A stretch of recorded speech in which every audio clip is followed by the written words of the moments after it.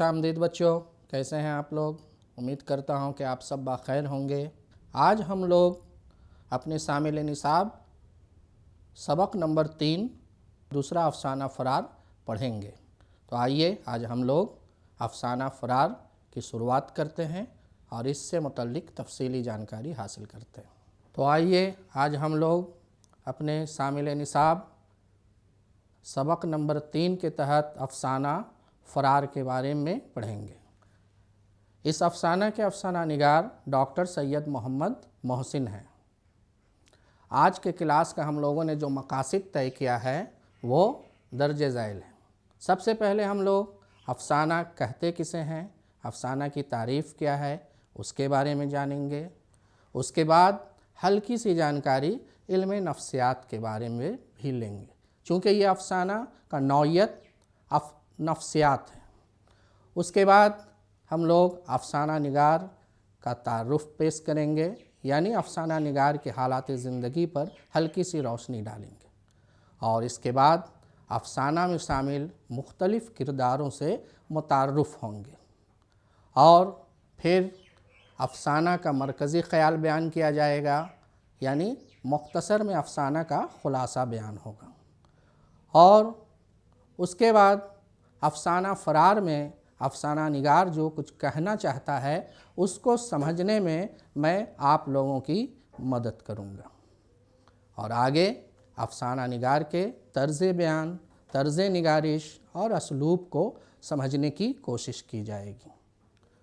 और इसके बाद उर्दू इबारत को सही तौर पर पढ़ना, लिखना और समझना, इसके बारे में जानकारी हासिल करेंगे। फिर हम लोग मुश्किल अल्फाज के मानी से भी मुतारुफ़ होंगे और फिर आप सभी की ज़हनी सलाहियत को जिला देने की हद्दुल अमकान जहाँ तक मुमकिन हो कोशिश की जाएगी। तो आइए अब हम लोग अफसाना फ़रार के अफसाना निगार सैयद मोहम्मद मोहसिन के हालात ज़िंदगी पर रोशनी डालें। इनका नाम सैयद मोहम्मद मोहसिन, यौम पैदाइश 10 जुलाई 1910 ईस्वी, मकाम पैदाइश शहर पटना। इनके वालिद का नाम सैयद मोहम्मद रशीद। अब इनकी तालीम से मुतल्लिक़ हम लोग जानकारी हासिल करें। मैट्रिक इन्होंने 1926 ईस्वी में राम मोहन राय सेमिनरी स्कूल पटना से किया। इंटर 1928 ईस्वी में पटना कॉलेज से, बीए ऑनर्स मज़मून नफ्सियात में 1931 ईस्वी में पटना कॉलेज से, एमए नफ्सियात में 1934 ईस्वी में पटना यूनिवर्सिटी से। अब आइए हम लोग इनकी मुलाजमत से मुतल्लिक़ जानकारी हासिल करें। आर्जी तौर पर लेक्चरर हुए शोबे फ़लसफ़ा में पटना कॉलेज में 1938 ईस्वी में। मुस्तकिल तौर पर लेक्चरर हुए शोबे नफ्सियात में पटना यूनिवर्सिटी में 1948 ईस्वी में। फिर सदर शोबे नफ्सियात हुए पटना यूनिवर्सिटी में और मुलाजमत से सुबुकदोशी 1974 ईस्वी में हुई। यौम वफ़ात, इनकी वफ़ात 2002 ईस्वी में दिल्ली में हुई। अब हम लोग इन्होंने कौन कौन सी किताबें तख्लीक़ की, इनके बारे में थोड़ी जानकारी हासिल करते हैं। पहला, अनोखी मुस्कुराहट। ये उर्दू अफसाना निगारी की तारीख़ में बहुत ही अहम मुकाम रखता है। ये एक अफसानवी मजमुआ है।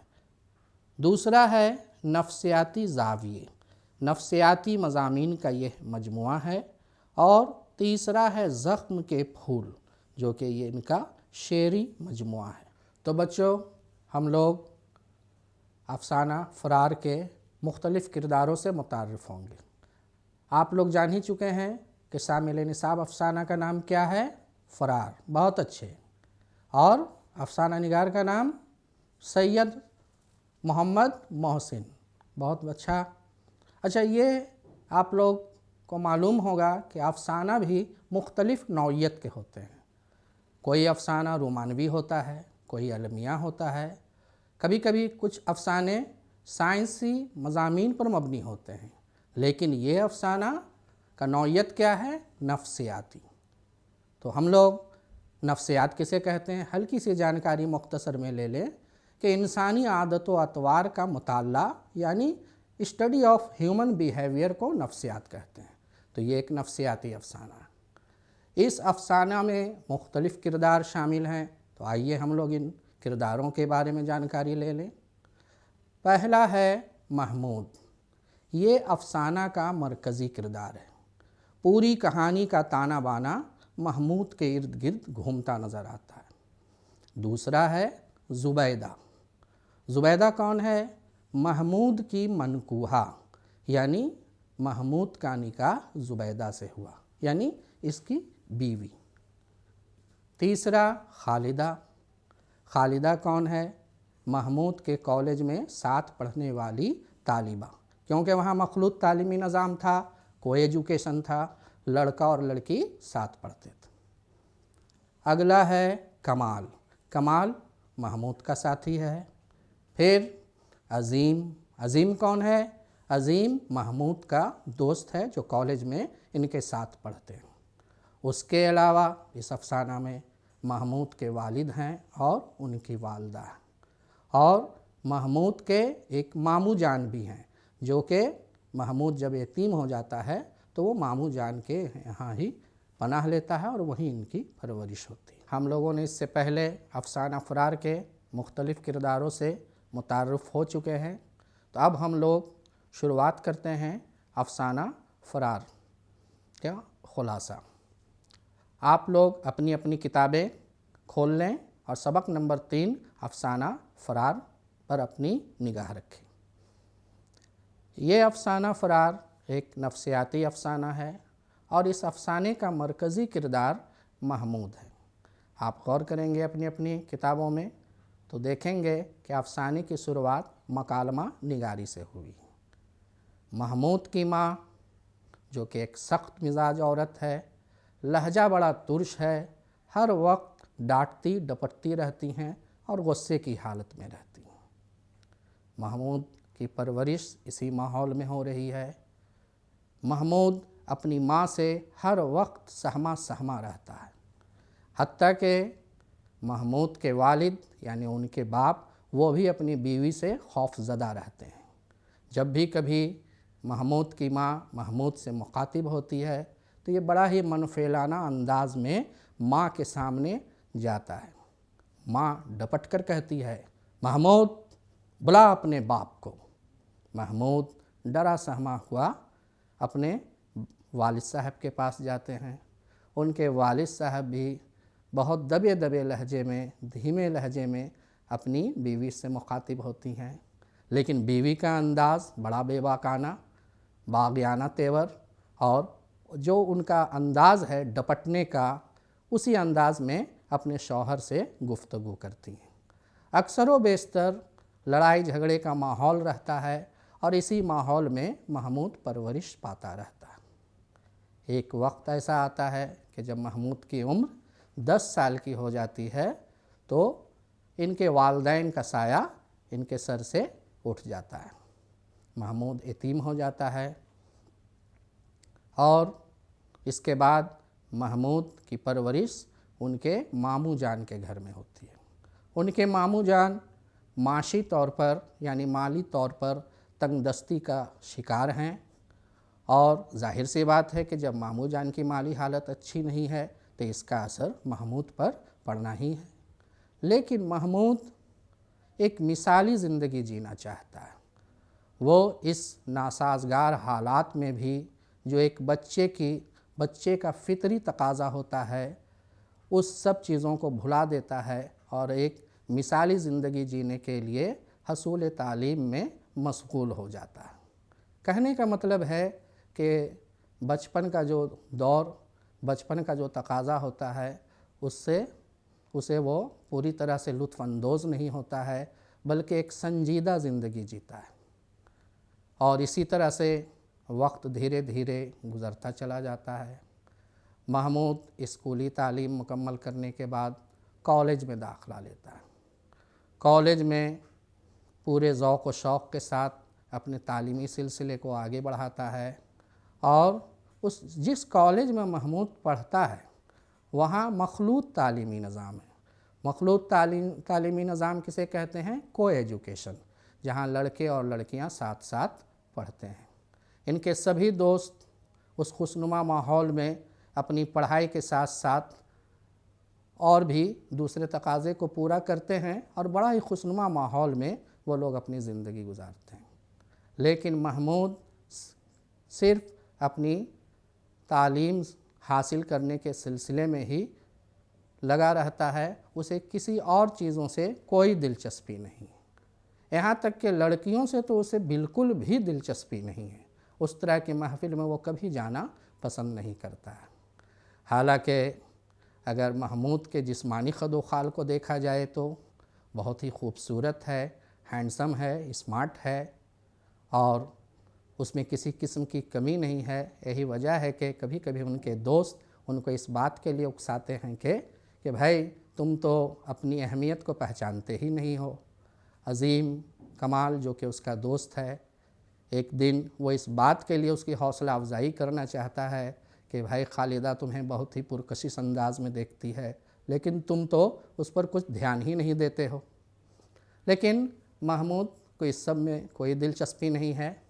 लेकिन दोस्तों के उकसावे पर वो भी जोश में आ जाता है, कहता है कि चलो तो ऐसी बात है तो आज हम लोग भी, मैं भी तुम लोगों के साथ जाऊंगा। कहाँ जाऊंगा? नुमाइश में, यानी एग्ज़िबिशन लगने वाला था। और उनके दोस्त वादा लेकर चले जाते हैं कि ठीक है तुम्हें आना होगा। दोस्तों के जाने के बाद वो नुमाइश में जाने की तैयारी करता है। तैयारी मुकम्मल हो गई। नुमाइश में जाने के लिए वो घर से बाहर निकलता है। जैसे जैसे उसके कदम बढ़ते जाते हैं उस पर एक अजीब लर्ज़ा तारी हो जाता है, एक अजीब हिजानी कैफियत हो जाती है, यानी नफ्सियाती हालत उसके मुख्तलिफ हो जाते हैं।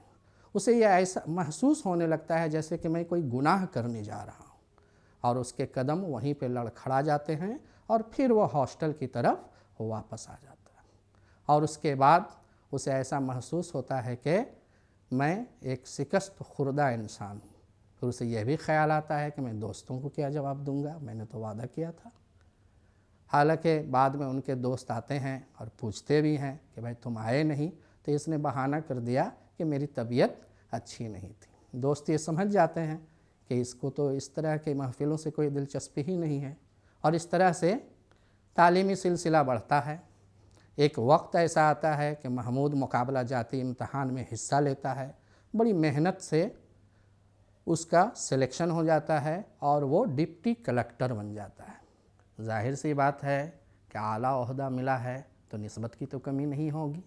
मुख्तलिफ़ जगहों से महमूद के लिए निस्बत यानी शादी के लिए रिश्ता आने का सिलसिला शुरू हो जाता है, लेकिन महमूद को इन सब चीज़ों से कोई दिलचस्पी नहीं है।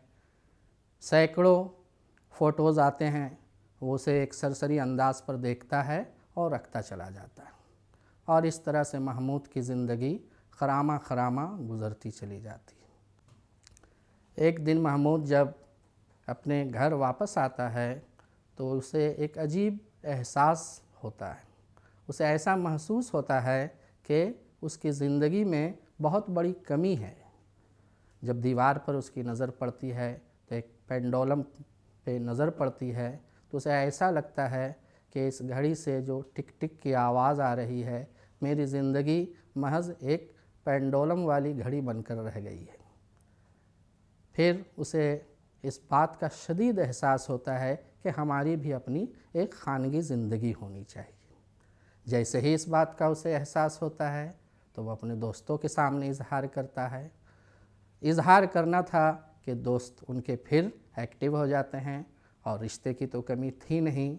और फिर महमूद जो पहले जितने भी मंसूब आ चुके थे उन सभी फ़ोटोज़ को अस्सरे नौ बारी बारी देखना शुरू कर देता है। उसे इस बात का एहसास था कि अब तक तो ये जितने सारे फ़ोटो आए हैं ये इन सभी लड़कियों की कहीं ना कहीं तो शादी हो चुकी होगी, लेकिन तलाश करने के बाद उसी में से एक फ़ोटो को वो सिलेक्ट करता है, यानी इंतखाब करता है, और दरियाफ्त करता है तो मालूम हुआ कि यह लड़की अभी मतलब इनका मंसूब तय नहीं हुआ है। उस लड़की का क्या नाम है, मैंने पहले ही बताया था आप लोगों को, ज़ुबैदा। उसके बारे में जब मालूम होता है कि अभी इनका तालीमी सिलसिला जारी है तो मंसूब भेजा जाता है, मंसूब तय हो जाता है और महमूद से अक़्द भी हो जाता है, यानी निकाह हो जाता है। लेकिन रुख़सती नहीं होती है। रुख़सती के लिए ये शर्त रखा जाता है कि ज़ुबैदा की मैट्रिक के एग्ज़ाम का जब रिज़ल्ट आएगा तब इन्हें रुख़सत किया जाएगा। इस तरह से कुछ महीने गुज़र जाते हैं। उसके बाद महमूद के लिए एक बहुत बड़ी खुशखबरी आती है कि ज़ुबैदा का रिज़ल्ट निकल गया और वो इम्तहान में कामयाब हो जाती है। महमूद की तो खुशी का ठिकाना नहीं रहता है और उसकी खुशी का अंदाज़ा आप इस बात से लगा सकते हैं कि वो मुसलसल 2 से ढाई महीने की छुट्टी वो लेता है और शादी की तैयारी ज़ोर और शोर से शुरू हो जाती है। बच्चों, आपने गौर किया होगा, अफसाना को आप लोग पढ़ रहे हैं, इसमें इन्होंने लफ्ज़ इस्तेमाल किया है अफसाना निगार ने कि अपनी शादी की तैयारी में महमूद मुनहमिक हो जाता है। मुनहमिक का मतलब हुआ कि किसी काम को करने के लिए पूरी तरह से मशगूल हो जाना। तो अपनी शादी की तैयारी में वो मशगूल हो जाता है। एक वक्त आता है, शादी की तारीख़ करीब आ जाती है, बारात ले जाने की तैयारी चल रही है, बारात की सारी तैयारी हो जाती है और महमूद दूल्हा बनकर बारात लेकर ज़ुबैदा के घर जाता है। आप बच्चे, आप लोग भी शादी ब्याह में शिरकत करते हैं, आपके घरों में भी शादी होती है। आपने देखा होगा कि बारात किस तरह से धूमधाम से निकलती है और शादी ब्याह में किस तरह के रस्म व रिवाज होते हैं। बारात जब जाती है और उसके बाद एक वक्त आता है कि ज़नान खाने से ख़बर आती है कि भाई महमूद को कुछ रस्म पूरा करने के लिए ज़नान खाने में भेजा जाए। महमूद ज़नान खाने में भेजा जाता है। महमूद जैसे ही ज़नान खाने में जाता है और अपने चारों तरफ औरतों का जो हुजूम देखता है तो फिर उसे अपना बचपन का माहौल याद आने लगता है। उसकी माँ याद आने लगती है। उसकी माँ का क्या सलूक महमूद के साथ था, उनके वालिद के साथ उनका क्या सलूक था, वह याद आने लगता है। इन औरतों के दरमियान में सभी औरतें महमूद को अपनी माँ की तरह नज़र आने लगती है। ऐसा मालूम होता है कि हर औरत में महमूद की माँ का शबी नज़र आ रहा है और फिर उसकी नफ्सियाती कैफियत तब्दील होने लगती है, हिजानी कैफियत तारी होने लगती है। एक अजीब कसमकश का शिकार हो जाता है। चेहरे पर पसीने आ जाते हैं, कदम लड़खड़ा जाते हैं। महफिल में जो भी लोग मौजूद थे महमूद की इस कैफियत को देखकर घबरा जाते हैं। सब लोग आपस में चेमगोइयाँ करने लगते हैं और इसी हालत में महमूद गश खाकर गिर पड़ता है, यानी बेहोश हो जाता है। इस तरह के माहौल में जब औरतें महमूद के ससुर को खबर करते हैं, महमूद के ससुर आते हैं और फिर महमूद को होश में लाने की कोशिश की जाती है और इस तरह से महमूद होश में आता है, लेकिन उसकी शख्सियत जो है वो नामुकम्मल होकर रह जाती है। अफसाना निगार यहीं पर अफसाना को ख़त्म कर देते हैं। कहने का मतलब क्या हुआ कि अफसाना निगार इस अफसाना के हवाले से क्या बताना चाहा। बच्चों, आप सब लोग अपने प्रैक्टिकल लाइफ में, अमली ज़िंदगी में यह देखते हैं कि माहौल का सेहतमंद होना बहुत ज़रूरी है। बच्चे जिस माहौल में परवरिश पाते हैं उसका असर बच्चों पर देर पा ता ज़िंदगी कायम होता है। इसीलिए कहा जाता है कि बच्चों के साथ हमारा सलूक बेहतर होना चाहिए।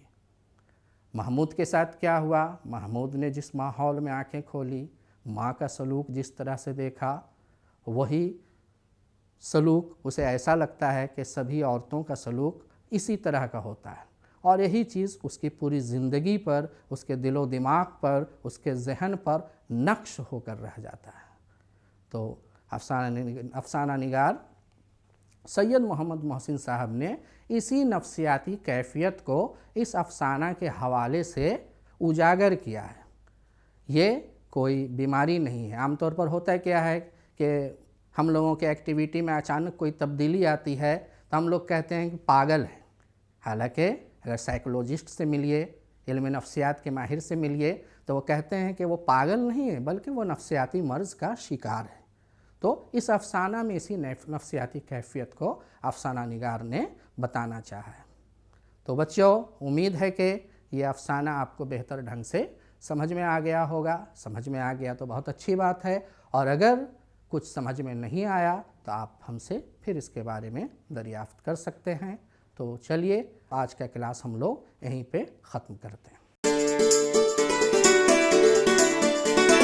डर से नहीं, तैयारी से आगे कदम बढ़ाना है। रुकी जिंदगी में चहल पहल वापस फिर से लाना है। धोकर हाथ पहन कर मास्क सुरक्षित जीवन चलाना है। सुरक्षित जीवन चलाना है। डर कर नहीं, तैयारी से आगे कदम बढ़ाना है। टीकाकरण की शुरुआत हो गई है, पर पहले की तरह हमें मास्क लगाना और 2 गज की दूरी बनाए रखना अभी भी जरूरी है। स्वास्थ्य विभाग और सूचना एवं जनसंपर्क विभाग बिहार सरकार द्वारा जनहित में जारी। जीतेगा बिहार।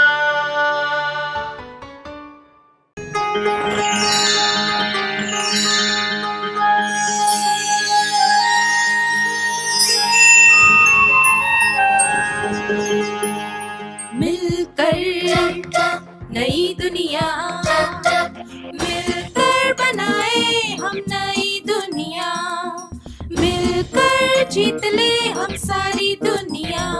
कीजिए हमें आज कोने दो, रोज उसे थोड़ा बढ़ने दो। छू लेंगे आकाश हम, बन के विचार हकीकत बने। सिद्धि फल से आनंद देंगे, कोशिश कर बढ़े, सोच बुलंद करे।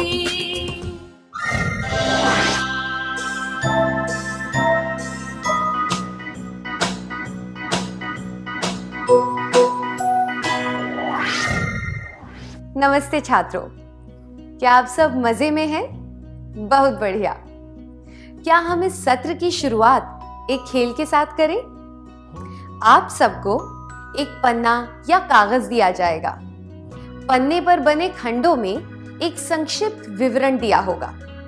आपको इस कमरे में मौजूद सभी लोगों से मिलना है और यह देखना है कि खंडों में दिया गया विवरण किस व्यक्ति की योग्यताओं से मेल खाता है। अगर वह विवरण किसी से मिलता है तो आपको खंड में उस व्यक्ति का नाम लिखना है। योग्यताओं के अनुसार आप कितने भी नाम लिख सकते हैं। उदाहरण के लिए, अगर खंड में लिखा है गाना गा सकता है या सकती है, तो आपको उन सभी व्यक्तियों के नाम लिखने हैं जो अच्छा गाते हैं। चलिए खेल शुरू करते हैं।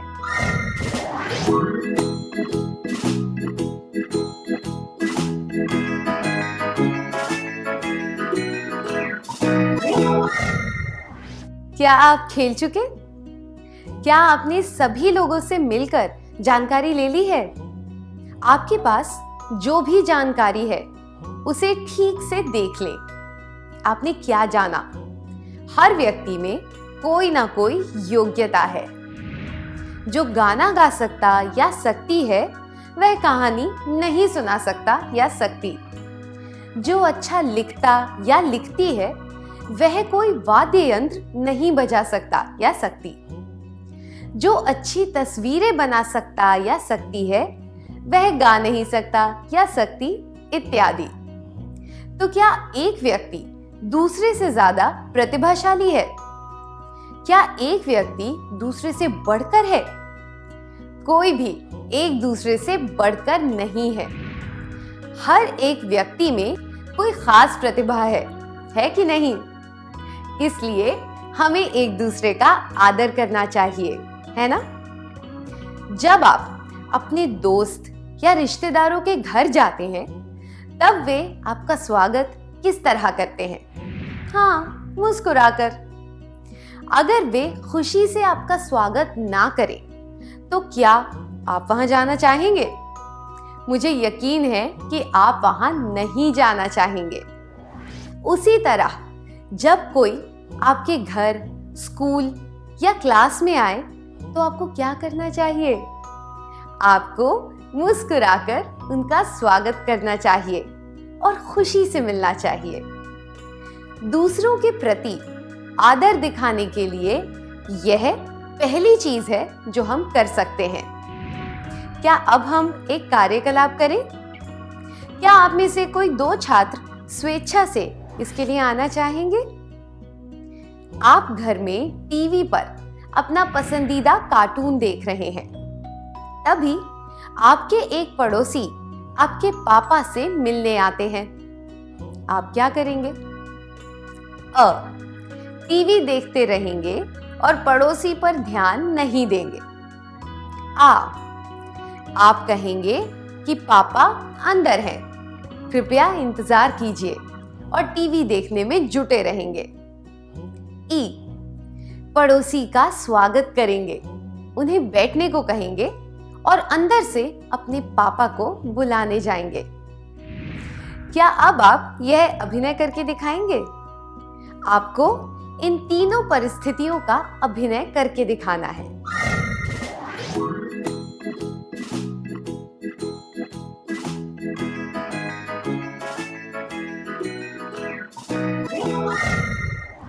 अच्छा अभिनय किया आप सबने। क्या आपने ध्यान दिया कि तीनों परिस्थितियों के बीच में क्या फर्क था?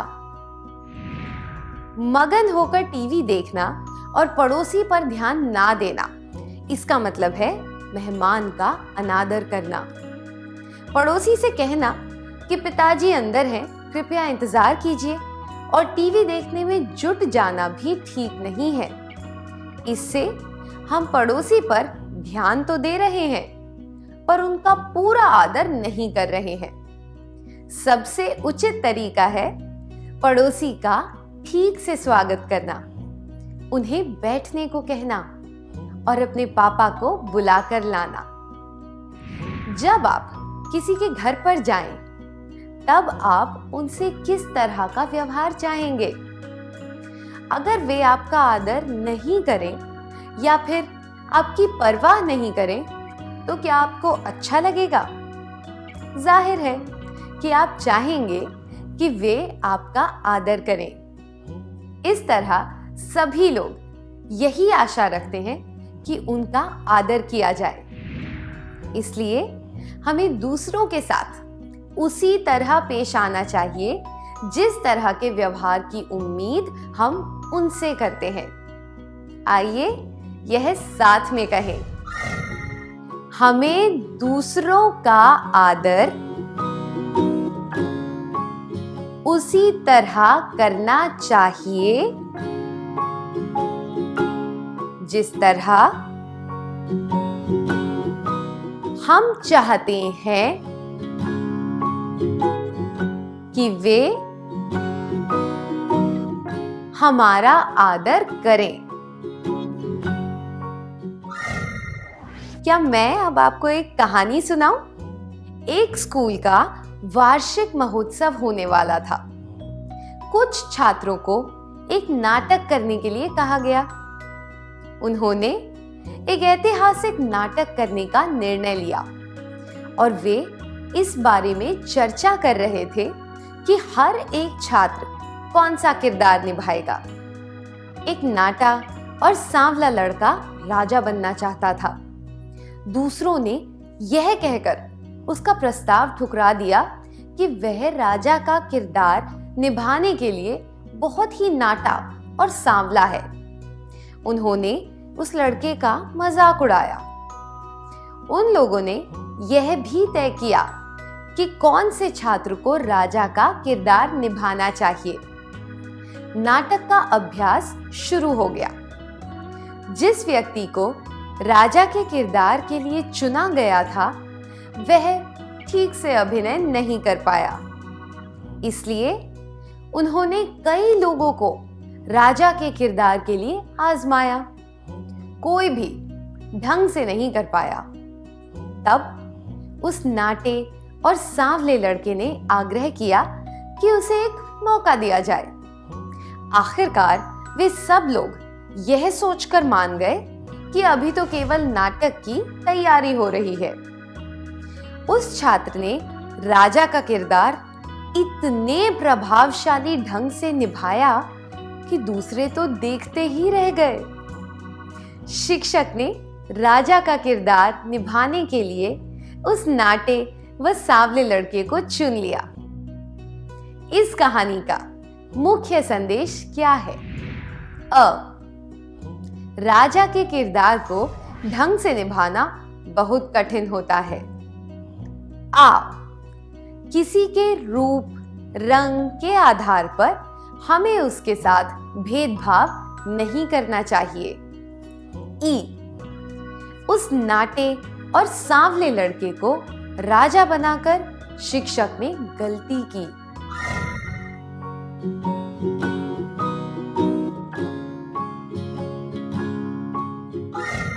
इसमें कोई शक नहीं है कि नाटे और सांवले लड़के को राजा बनाकर सही निर्णय लिया गया। अगर कोई व्यक्ति प्रभावशाली है तो वह राजा का किरदार अच्छी तरह निभा सकता है। इसलिए कहानी का मुख्य संदेश इन दो विकल्पों में नहीं बताया गया है। इस कहानी का मुख्य संदेश है कि हमें वेशभूषा, उम्र या रूप रंग के आधार पर किसी के साथ भेदभाव नहीं करना चाहिए। आइए साथ में कहें, हमें वेशभूषा, उम्र या रूप रंग के आधार पर किसी के साथ भेदभाव नहीं करना चाहिए। क्या हम अब एक गाना गाएं?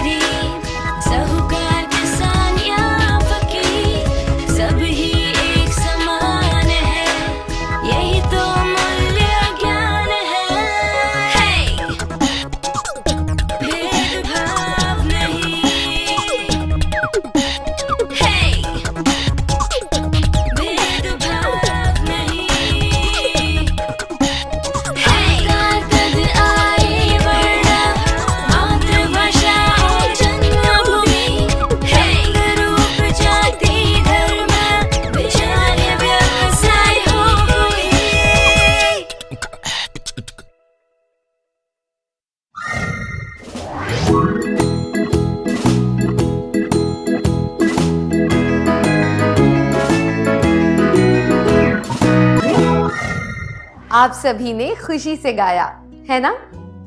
क्या आपने गाते समय गीत के संदेश पर ध्यान दिया? किसी भी व्यक्ति के साथ उसकी वेशभूषा, उम्र, लंबाई, रंग रूप, राष्ट्रीयता, भाषा, लिंग या संस्कृति के आधार पर भेदभाव नहीं करना चाहिए। ये सब भिन्नताएं तो स्वाभाविक हैं। हमें इन्हें स्वीकार करना चाहिए और भेदभाव नहीं करना चाहिए। अगर विभिन्नता प्रकृति का नियम है तो हम जाति और धर्म के नाम पर भेदभाव क्यों करें? सभी के साथ समानता की भावना रखना उचित व्यवहार होता है। सही है ना? जैसे कि गाने में बताया गया है, हमें वास्तविक जीवन में भी इन बातों पर अमल करना चाहिए और सभी का आदर करना चाहिए। हमने देखा कि हमें दूसरों का आदर क्यों करना चाहिए। अब हम इस बात पर ध्यान देंगे कि दूसरों का आदर किस तरह से किया जाए। आइए इस बात को समझने के लिए हम एक कार्यकलाप करें। एक बुजुर्ग पड़ोसी ने एक कहानी लिखने में आपकी मदद की और उस कहानी के लिए आपको स्कूल में पुरस्कार भी मिला। क्या पुरस्कार मिलने के बारे में उस बुजुर्ग व्यक्ति को बताना जरूरी है? आपको क्या लगता है? उन्हें यह बताने की कोई जरूरत नहीं है। हालांकि कहानी उन्होंने लिखी थी, पर कहानी को पढ़कर मैंने सुनाया और मुझे पुरस्कार मिला, इसलिए इसका श्रेय मुझे भी मिलना चाहिए। उन्हें ये बात जरूर बतानी चाहिए। मैं उन्हें वह पुरस्कार भी बताऊंगा या बताऊंगी ताकि उन्हें खुशी मिले। ऐसा सोचना अनुचित है कि उन्हें पुरस्कार मिलने के बारे में नहीं बताना चाहिए। इससे पता चलता है कि आप दूसरों के द्वारा मिली मदद का आदर नहीं करते हैं और उनके योगदान का श्रेय भी उन्हें नहीं देना चाहते। यह जवाब उन्हें ये बात जरूर बतानी चाहिए। मैं उन्हें वह पुरस्कार भी बताऊंगा या बताऊंगी ताकि उन्हें खुशी मिले, उचित है। इससे पता चलता है कि आप दूसरों का आदर करते हैं और उनसे मिली मदद के लिए आभार भी प्रकट करते हैं।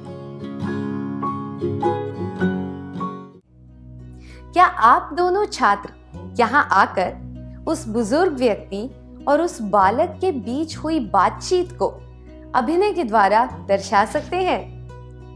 आपको वह दृश्य दिखाना है जब बालक पुरस्कार लेकर आता है और अपने बुजुर्ग पड़ोसी को वह पुरस्कार दिखाता है।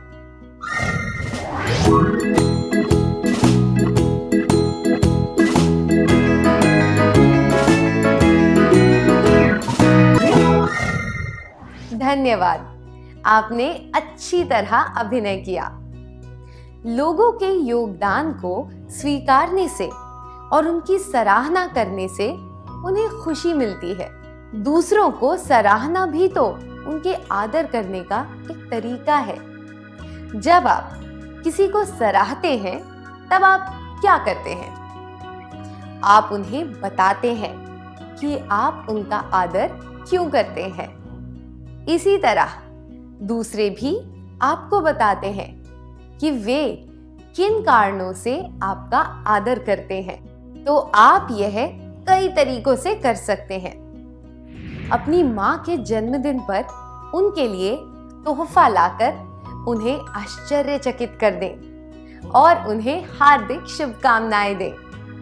मेहमानों का स्वागत खुशी से करें और उनका कोई सामान हो तो उसे उठाने में उनकी मदद करें।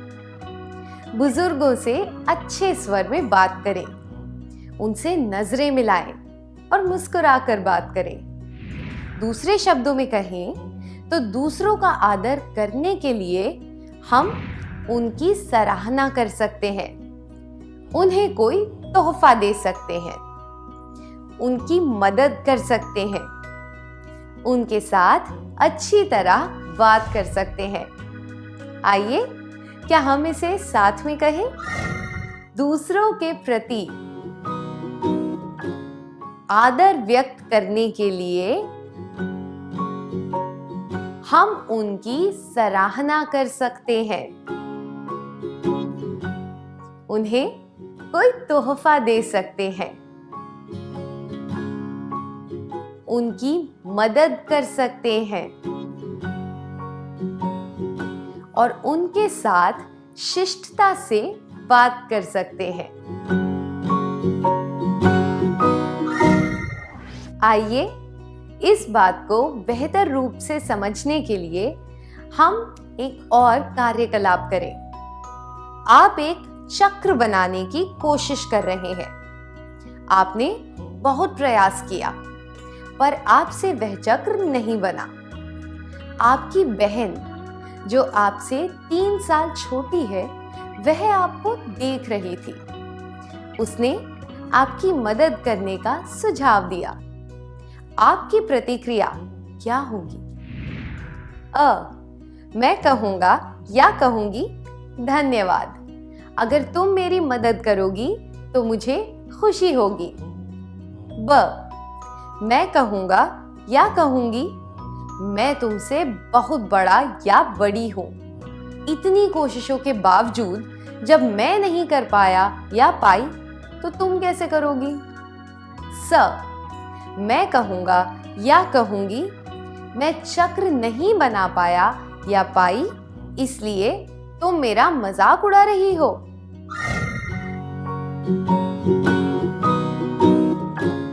मैं तुमसे बहुत बड़ा या बड़ी हूं। इतनी कोशिशों के बावजूद जब मैं नहीं कर पाया या पाई, तो तुम कैसे करोगी? यह कहना उचित नहीं है, क्योंकि इससे पता चलता है कि कम उम्र होने के कारण आप उसकी योग्यता पर शक कर रहे हैं।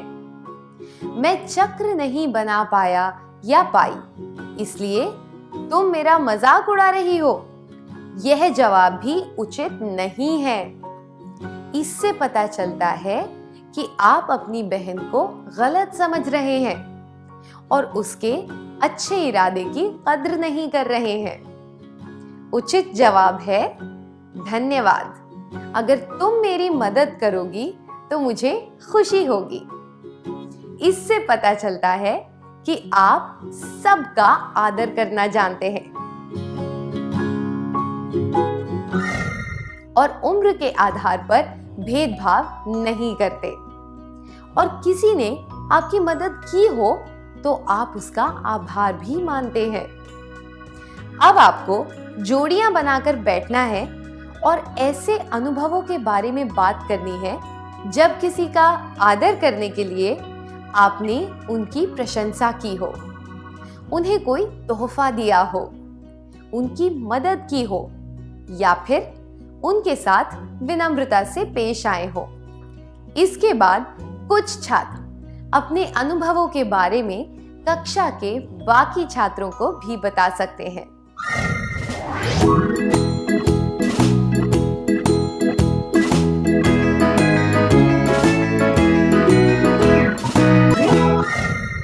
अपने अनुभव बताने के लिए धन्यवाद। आपको इसी तरह लोगों का आदर करते रहना चाहिए। क्या अब हम अगले कार्यकलाप पर चलें? आप सब अपने नाम जोर से बोलिए।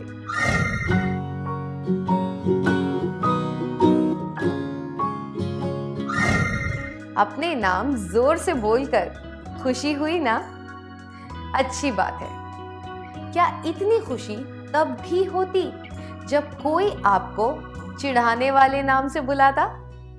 क्या आपने दूसरों को चिढ़ाने के लिए उन्हें कोई नाम दिए हैं? आप में से ज्यादातर लोगों ने ऐसा किया है ना? आपने दूसरों को ये चिढ़ाने वाले नाम किस आधार पर दिए हैं? क्या आप बता सकते हैं? आपको किसी का भी चिढ़ने वाला नाम बोलकर नहीं बताना है। आपको बस यह सोचना है कि आपने दूसरों को ऐसे नाम किस आधार पर दिए हैं।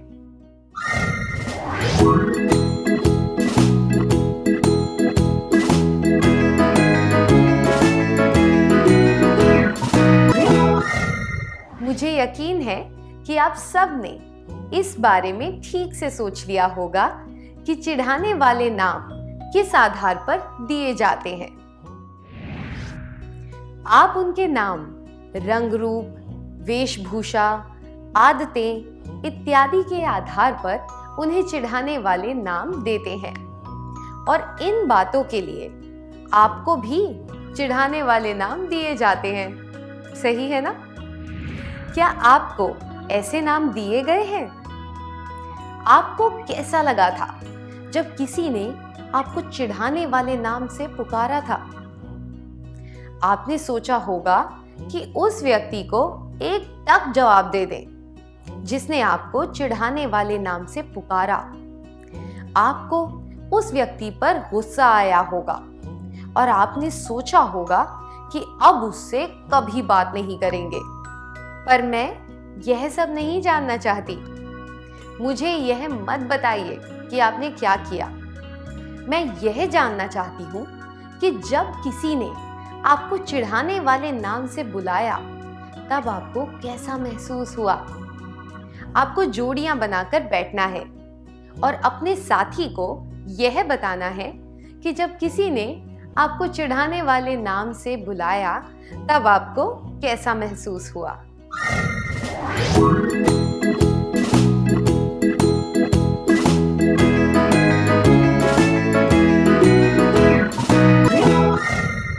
अपनी भावनाएं बताने के लिए शुक्रिया। जब किसी को चिढ़ाने वाले नाम से बुलाया जाता है तब वह बहुत अपमानित महसूस करता है। इस वजह से उसे रोना आ जाता है या फिर गुस्सा आता है। वह उस व्यक्ति से घृणा करने लगता या लगती है जो उसे चिढ़ाने वाले नाम से बुलाता है। वह उस व्यक्ति से बचता या बचती, रहता या रहती है और उससे बात नहीं करना चाहता या चाहती। चिढ़ाने वाले नाम देना ना तो खुशी की बात है और ना ही आदर की। क्या हम एक प्रतिज्ञा लें कि हम अब किसी को भी चिढ़ाने वाले नाम नहीं देंगे?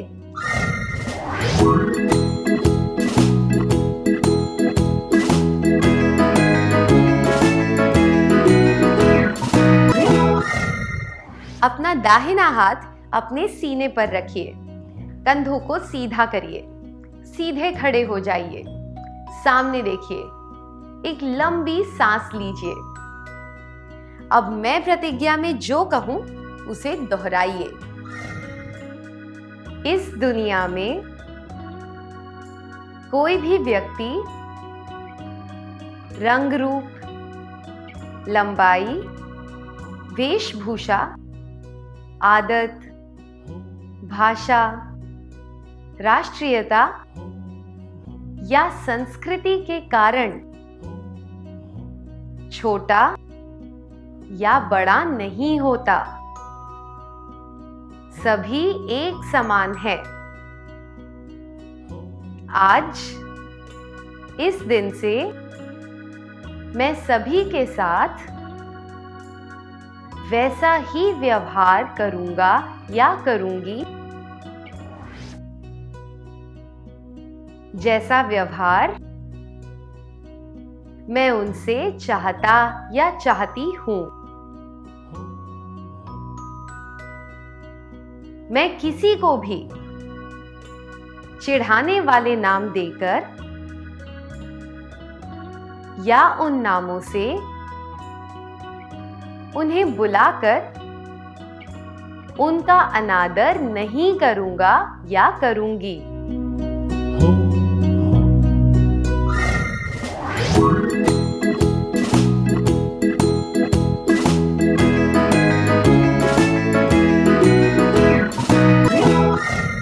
क्या हम इस क्लास में सीखी हुई सारी बातें लिख लें? मैं चाहती हूं कि आप सब बारी बारी से मुझे सीखी हुई बातें बताते जाएं।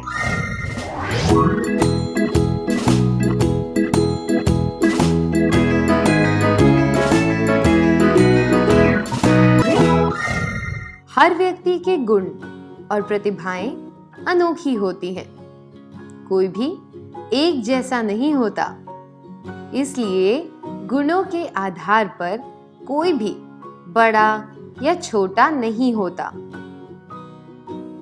हमें दूसरों के साथ वैसा ही व्यवहार करना चाहिए जैसे व्यवहार की उम्मीद हम उनसे रखते हैं। हमें उम्र, रंग रूप, लंबाई, वेशभूषा, आदत, भाषा, राष्ट्रीयता या संस्कृति के आधार पर किसी को नीचा नहीं दिखाना चाहिए। हम दूसरों के प्रति अपना आदर प्रकट करने के लिए उनकी सराहना कर सकते हैं, उन्हें तोहफे दे सकते हैं, उनकी मदद कर सकते हैं और उनके साथ शिष्टता से बात कर सकते हैं। दूसरों को चिढ़ाने वाला नाम देने से उनका अनादर होता है और उनके मन को ठेस पहुंचती है।